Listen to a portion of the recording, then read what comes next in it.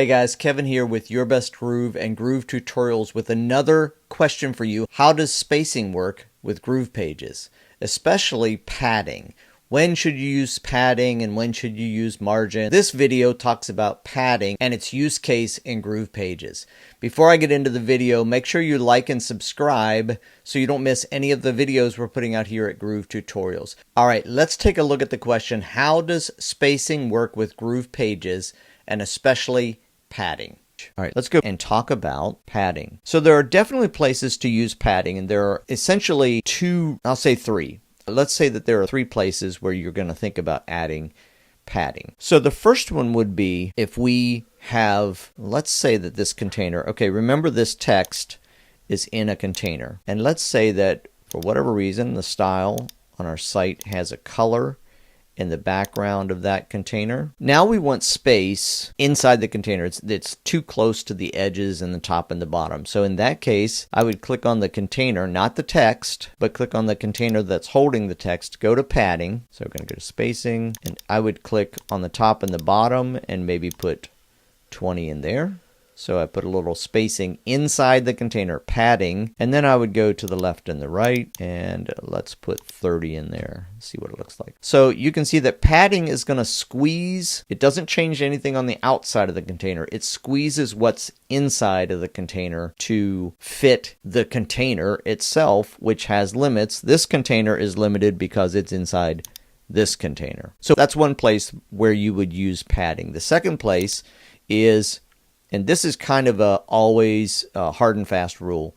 When you want space at the top and the bottom of your block, you're going to use padding. So let's go to spacing, and you can see that there's 120 on the top and the bottom of this. The default would look like this. And again, that does not look good. You want space so that you have some space between the text elements. And of course, each block is going to be a logical collection of information. So what we would do is just exactly what the designer of this block did, which is put your space in the padding. So it's another place we use padding. And I'm going to show you why. Let's get rid of that, and we're going to just duplicate this block. And we're going to do something different. So let's say we came here to this block and we want space after the button, right?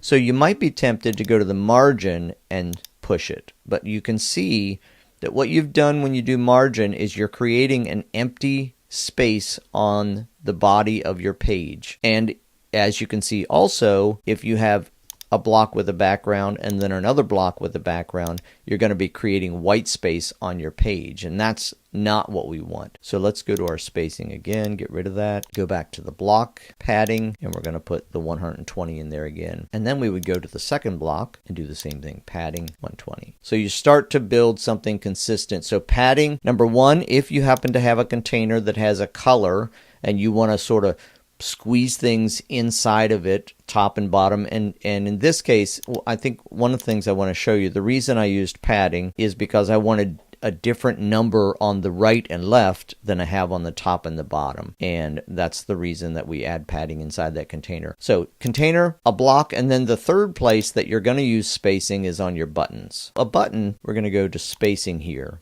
and we're going to just take this down to, let's go grab a button, pull in a standard button. We'll take a look at it. Let's go to the spacing. Okay, so it comes in a button by default has 16 on the left and right and 8 on the top and the bottom. But you can see, let's get rid of that one. Let's go back to this one, and we're going to make sure we're on the button. And so we had 16 on the top and the bottom, I think, and 8 on the sides, or the other way, but either way we'll see. When we would start building this button, we'd say, ultimately I think that looks like a scrunched up button that doesn't look good. So we're going to use padding in here, and essentially what we want to do is we want to sort of force the button to be larger based on, or wider, I should say, based on what we put inside. And then once we set that up, again, you're going to set up your style. You should know what your buttons are going to be spaced before you start. Let's go back to the one that we had here. It was 40 and 40, 16 at the top and bottom, and what they did is they put 40 on the inside padding. So we would go to spacing, that was pretty close, and go to 40. And now we have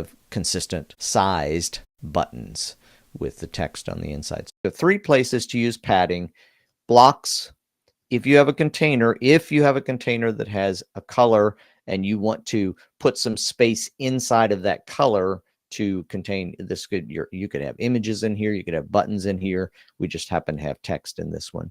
And then your buttons themselves are going to have padding to make them the width and height that you want them to be. So that is the place where you would add your spacing in the padding. Margin over padding.